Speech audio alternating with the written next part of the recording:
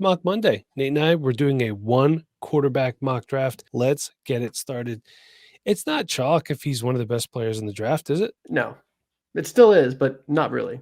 Marvin Harrison Jr., kind of an easy pick, kind of a layup. We're talking generational talent at the wide receiver position. For So, Nate, sure. who is your number 2 selection? All right, I'm up. I'm going to go ahead and I'm going to pick Malik Neighbors. The, Jealous. the the two wide receivers after Marvin Harrison, I can go either way, but Mhm. I'm going to lean Malik Neighbors here. He's my number 2, my 2A really. I've got a 2A, 2B thing going on right now, but I think Neighbors is a bit more athletic than Rome, so I'm going Neighbors here. Okay. I love picking him up. I think he's a great consolation prize for Marvin Harrison. But you know what the thing is? We've used the term consolation prize before. Chris Olave was the Garrett Wilson consolation Yeah. prize. He's really not, because he's fantastic in his own right. The guy's always open. I just love what he brings to the table. I think he's going to be a fantastic NFL wide receiver and a great fantasy wide receiver as well. I'm assuming he's going to go like top 10 most likely. He's very good. So he's going to get a great landing spot that's invested into, putting offense around him. It's going to be a fancy stud. Let me ask you this real quick before we move on. Do you think both Marvin Harrison Jr. and Malik Neighbors can go in and be a team's wide receiver one from day one? Yeah. I mean, it would be interesting to see where they would have to go to make that come to fruition. But I agree with that as well. All right. So moving on. I'm not gonna lie, this is not actually an easy pick for me because it might kind of seem a little bit of lunacy to take this player here. But I feel like if I don't take Brock Bowers now, I'm not gonna get him. Possibly. This is my second generational talent that I've taken, him and Marvin Harrison Jr. And just watching him, he doesn't just do everything well, he does everything exemplary. I mean, Yeah. he blocks. He can be used as a runner. He gets open like a wide receiver. Mm-hmm. The guy is amazing. He's going to have the Kyle Pitts-esque ascension in rookie mock drafts this year. It may sound crazy taking a tight end at 103, but you could be locking in the next Travis Kelce with Brock Bowers. So Yeah. Nate, I mean, there's a lot of tight end talent out there right now in Dynasty, and that's why I'm hesitant to pick okay. up Brock Bowers at the 103. I think it's a little early for me, but at the same time, we do expect Brock Bowers to just be like on a different level as a tight end. I really do. I'm high on him. Like he is historic as a college tight end. Like we have not seen many college football tight ends like him. He's maybe the greatest of all time, just like statistically, and how quickly he was able to do that on such an incredible team. So his ceiling is really just out of this world. We don't know what it is. It could happen, but 103, a little early for me, Mike. You know what? I'm a big get your guy. I know you are. So let's move on to the 104. Sorry. Who you got, Nate? All right. I'm going to get my other wide receiver 2 here, Okay. Odunze out of Washington. I love this guy as well. He's a good route runner. He's so physical at the catch point, and what he did this year, his improvement in contested catch situations was just really, really impressive. I mean, this guy was making 50-50 balls, 70-30 balls, actually. And, what he did with Michael Penix Jr. this year was really, really good. Top 3 wide receiver in the nation this year, top 3 wide receiver in the draft. I'm really happy to pick him up here at the 104. I like it. I got 2 studs here right off the back. You did too. I think this is you can't go wrong with any of these 4 players. He does have some special teams ability. Yeah, I love to mention that. He's got that kick return earlier this year, punt return, touchdown. So love the versatility that he shows. And NFL coaches are going to like that as well. I'm not going to lie. I'm kind of happy that you took Rome Odunze, because then I could take Brian Thomas Jr. Oh, okay. LSU. Man, we were talking about him today, were we not? Yeah, we were texting back and forth about him. Man, I'm excited. And I'll tell you what, LSU, man, they know how to scout and get good wide receivers in there and develop these guys. Just big, physical. Another guy like Malik Neighbors, just always open. One thing I will say with Brian Thomas as opposed to Malik Neighbors, I feel like Brian Thomas is a little bit better in the red zone. Could be because he's taller, but Malik Neighbors was really good, obviously in the red zone, just all over the field. Like Brian Thomas, good sideline awareness too. What I noticed when I was watching some game cut-ups of him, the announcers were always saying that's a touchdown in the NFL. So that's really important. This is going to be easier for him to transition, getting his feet in bound. So at the 105, I'm going Brian Thomas Jr. I love that pick, Mike. I just recently got to really dive into Brian Thomas, and Exciting. I was blown away. I was like, this guy is a first round wide receiver. I'm all about this pick. I like this pick. All right. So who do you got at the 106 then? Where are you going now? Running Yeah, back time? Quarterback time? we don't know if he's declared to go to the draft or he's staying back in college yet. It might come out by the time this video releases, but I'm going to pick up Travion Henderson here. I think as long as he comes out, he is the RB1 in this draft class. So assuming that he's coming out, I'm going to take him with the 106. I think I could take him a little bit earlier, possibly because of the running back position scarcity. But Travion Henderson, definitely a talented running back when he's healthy. That's my one concern, is him staying healthy. He's got such an aggressive, powerful running style. It punishes defenses, but it also gets him injured and hasn't missed time. That happens with the running back position, but Travion Henderson, someone I definitely want on my fantasy team. So picking him up here at the 106, the RB1 in the class, you'd be lucky to get him here at the 106 if he declares. Can we just take a brief moment? We've been hearing so much about this running back class is bad. I mean, it's not, I don't think it's as bad as people say it is. And let's not forget, we're saying it's bad right now in December. I think we're going to be getting a lot of clarity between now and the draft. And then, of course, during the draft, everything's going to shake down. We were told last year, it's Bijan Robinson, it's Jahmyr Gibbs, and we've seen some other guys, and Devon Achane as well. Some other guys pop up and become relevant. So, Nate, I don't know what you think, but I think that there's going to be a couple good players in this class at the running back position that are going to be fantasy relevant off the rip. Yeah, I think the running back position, we have a lot of decent, good talent in this draft class still. It's not like there's no talent left in this class. The thing is, there's just not a lot of top stars. That doesn't mean it's not a good class. Doesn't mean there's not a lot of, like I said, talent in the class. It's just we're just missing those top stars that we've been kind of used to over the past couple of years. Yeah. Still a decent class. Yeah, I think so too. I feel like the second round of rookie drafts is going to be where you're going to be getting a lot of your running back value.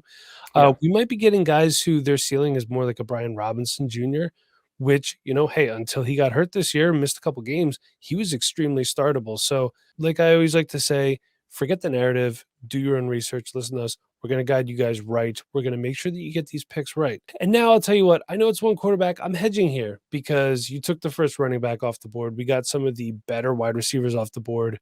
Do I go quarterback here? Do I force another running back? There's running backs here I like. Okay. So I'm just going to kind of, if I'm on the clock right now, I'm going to kind of talk through some of my thinking here. Let's see. We got Troy Franklin still on the board. Keon Coleman still on the board, but I like wide receivers that can separate. So you know what? I'm just going to go ahead. Shots fired. But you know what I'm going to do? I know it's one quarterback. I'm going to take a generational talent again at the quarterback position. I'm going to take Caleb Williams. And I don't want to hear people saying, why would you take a quarterback in a one quarterback league? Well, you still have to start a quarterback. You do. Do you not? Especially with what we've seen this year going on in the NFL. But if you're in a one quarterback league, the waiver wire can get scarce. People could beat you to it. Have a good backup on your bench. Have a guy that can make plays just completely off script, put up some big points for you. I'm going Caleb Williams here. Nate, what are you doing next? All right. I can't blame you too much. He is a generational talent. I love Caleb Williams. He's top 10 quarterback probably in Dynasty once he gets on the field. Can't go wrong. Maybe a little early because, hey, that leaves Troy Franklin on the board, and that's who I'm going to pick up here. I love building around wide receivers. This is a great class to go and draft wide receivers. Troy Franklin's a great talent. He's a guy that can win all three levels of the field. He's got a great release off the line of scrimmage. And I love his ability to separate deep. Despite not being the fastest player out there, he's still quite athletic. He's able to create deep separation, win on deep balls. He's averaged like 17 yards per catch. Troy Franklin makes big plays happen. I'm excited to pick him up the 108. I like his quarterback, Bo Nix, a lot. Probably see him a little bit later, but Troy Franklin, definitely another wide receiver talent in this draft class. Very exciting player to watch too. Yeah. The whole Oregon offense, just super exciting. Oh, it's great. Bucky Irving, I'm taking him at the 1-9. There you go. He's not the most powerful guy, but I think what NFL teams are going to like about him is he's very versatile and he's extremely dynamic and he catches a lot of passes for a collegiate running back. Mm-hmm. And he's dangerous with the ball in his hands too. He doesn't look clunky when he does it. He's extremely dynamic, especially in open space, man. He is dangerous. I love Bucky Irving. I think you will too. Nate, I know you're a fan. I know Bob's a fan.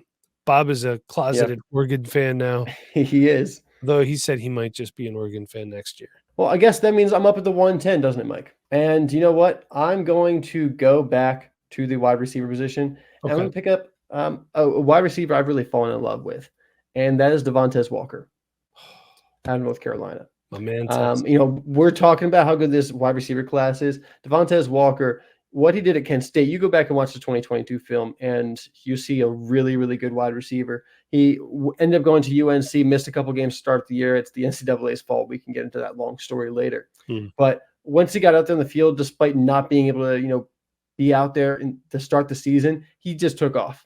He was one of the best players in the offense right away. He showed off that he had a connection with Drake May. Drake May loved finding him. He has athleticism, length, the ability to catch the ball across the middle of the field, be able to get down the field, get deep separation.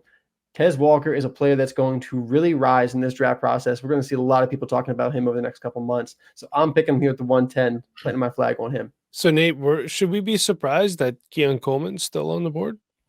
Some people might be surprised. I'm not. I did see a YouTube comment today that said Keon Coleman is this year's Quentin Johnston. They're different players. I've heard that too. And I understand the vibes. The vibes might be kind of similar, Mike, but they're very different players. Very different players, but at the same time, I do have question marks about both of them. And Keon Coleman, I definitely have some question marks about, but still a good wide receiver. I'm not going to knock the talent. Just I have some question marks about his transition to the pros. Let's get back into it. So now I am up at the 111, and I'm going to take I guess we can call it the Ohio State Consolation Prize. I I'm guess going to so. take Emeka Egbuka. Nate, we talked about this. We believe that he projects mostly as a slot wide receiver in the NFL. But look, there's a guy like CeeDee Lamb out there who's primarily a slot wide receiver, and he's pretty dang good. I'm not saying that he's going to be the next CeeDee Lamb, but just being a slot wide receiver is not a death sentence by any means. I know he hasn't officially declared, neither has Travion Henderson, but I think this would be a good landing spot in the draft for him.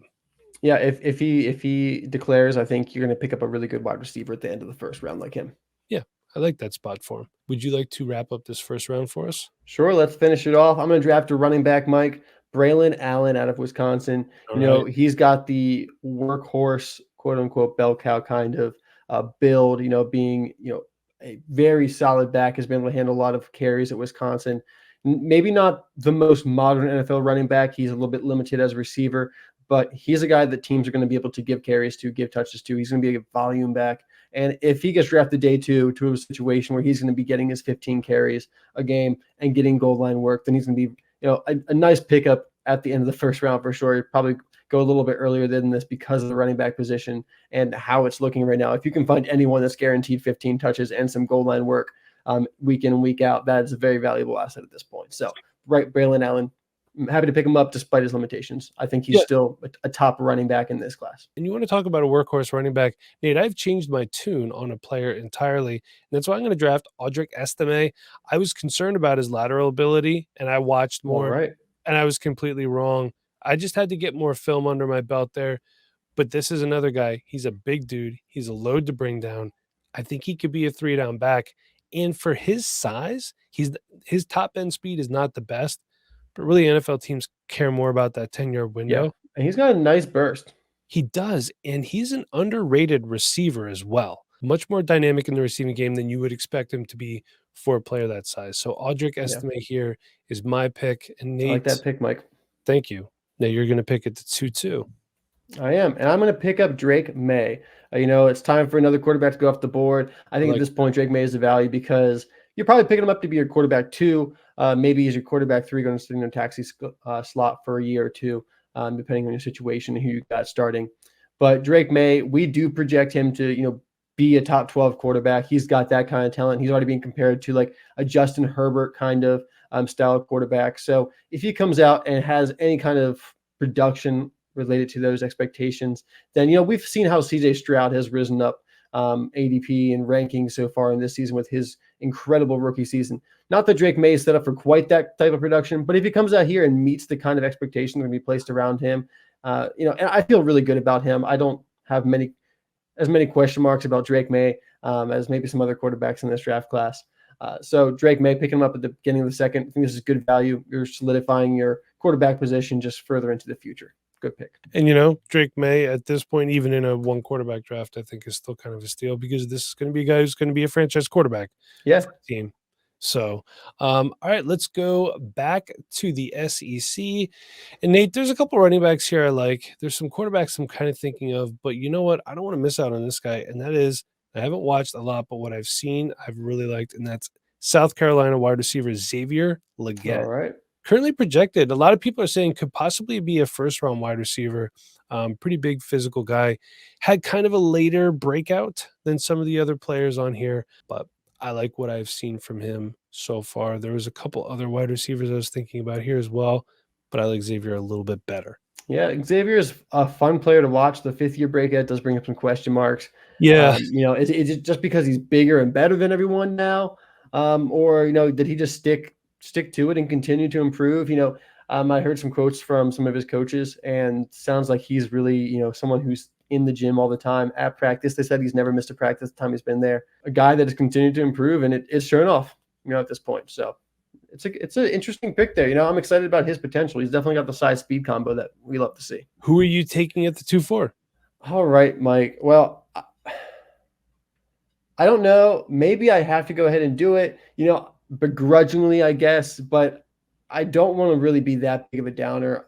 I'm still happy to pick up Keon Coleman at this point, Okay. Beginning of the second round. Perfect. I have a lot of worries about his ability to separate, and just based off some players that we have seen in the past couple of years, Quentin Johnston being one of them already, Treylon Burks, someone I really, really liked a couple of years ago, Laviska Shenault, another player I really, really liked a couple of years ago.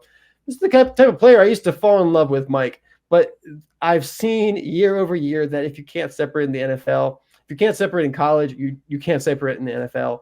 And if you can't separate in the NFL, it's going to be very hard to find production, very hard to stay in a rotation as a starting wide receiver, very hard to get trusted by your quarterback. So if Keon Coleman struggles to separate, I worry about that. But at the same time, he is so athletic in the catch point because his contested catch ability is pretty impressive. He's made some pretty impressive catches. He's got multiple one-handed catches on his film.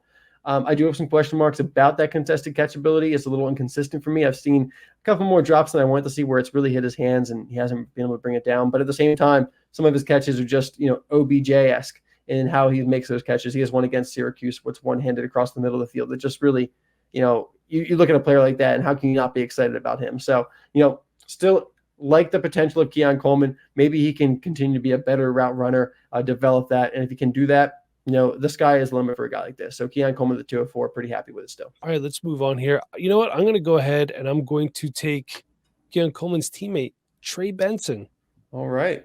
I think I'm a little bit higher on Trey Benson than you are at this point, Nate. I like what Trey Benson brings to the table.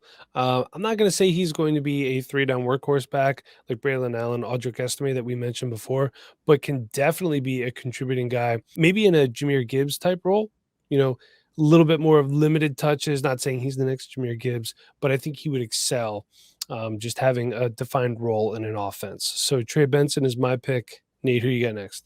All right. At the 206, I'm going to take JT Sanders, tight end of Texas. Yeah. I mean, this is the consolation prize at tight end, but honestly, JT Sanders could have gone a lot earlier in this draft, and I don't think either one of us would have batted an eye. No, I don't think so. I mean, one thing I noticed about JT Sanders, it's like, why do people just think I'm not going to cover this guy? Either that or he is the best route running tight end of all time because he's wide open constantly. So I love this pick. Great pick. Yeah, I'm really excited about it. He shows the ability to be in line, get those blocking reps, no problem like that. But also go out to the slot, run those routes, break open the seam. He's athletic, he's big, he's strong. Can't really go wrong with JT Sanders. I'm excited to see what he can do in the playoffs. Nate, all right, so the 2-7, I'm up. And you know what? Let's go Missouri. Let's talk about Cody Schrader. All right. That's who I'm going with. Explosive, can break it open from any point of the field. If Travion Henderson doesn't declare, do you think there's a possibility with hype trains, you know how they go? Could he rise up to be the running back? Sure. Sure, why not? It could happen, right? If Travion Henderson doesn't declare, RB1 is wide open. It's anyone's ball game. And Devin Neal went back. Raheem Sanders went back. Will Shipley got hurt. So Will Shipley got hurt. Man, that's That's So I kind of expect him to probably go back. So Cody Schrader is my pick here. 207, I'm comfortable with that. There's still a couple good running backs on the board. So maybe we'll hear about some more of them. Maybe we won't. Nate, who you got next? You sure will. And you were talking about him actually. I'm going to pick up Jonathan Brooks here. We Okay. don't know for sure if he's going to declare or not, but despite the injury, I love Jonathan Brooks. And if it wasn't for the injury, he'd be my RB1 in this draft class, no doubt. Really? I'd be picking him up in the first round, no questions asked. Jonathan Brooks, I think, is one of the most talented running backs in this draft. Problem is, he just had that knee injury. We don't know if he's going back to school, if he's maybe transferring because they already have a really good running back there in CJ Baxter. But I would love to see him come into the draft. With how we've seen Brees Hall recover this year, I believe that Jonathan Brooks would have no problem coming back. I mean, obviously, week one production, he's probably not playing right away. Production could be a little slow his rookie year. But moving on from that, the rest of his rookie contract, I think he'd be a stud. So taking the risk on him at this point at 208, I'm more than happy to, because I believe in the talent of Jonathan Brooks. And I'll tell you what I said was the second round being good for running backs. Wasn't wrong. Let's talk about Blake Corum. All right. He was a pretty established back here. He's a guy who's put up a lot of yards. You know what I mean? I was talking to Nate. I do have a couple vision concerns with Blake Corum. Saw him run into the back of his lineman a little more than I'd like him to, but powerful, well-balanced guy. Not the biggest guy at 5'8", but you don't need to be Derrick Henry to play running back in the NFL and be effective. At the 210, Mike, at the 210 here, I'm going to go back to the wide receiver position. I'm going to pick up Texas wide receiver Adonai Mitchell, A.D. Mitchell here. What he's put on tape this year after transferring from Georgia has been really, really impressive. Him and Xavier Worthy have been, the duo for Texas. And honestly, Adonai Mitchell has been just as good, if not better, than Xavier Worthy over this season. His ability to score touchdowns in the red zone, to make the chain moving plays along the sideline, his route running. Adonai Mitchell's been very, very impressive. Love to see his development over the past couple of years. And I think at this point, he's going to be a day two wide receiver, probably a second round wide receiver. I think people are going to be pretty excited about Adonai Mitchell.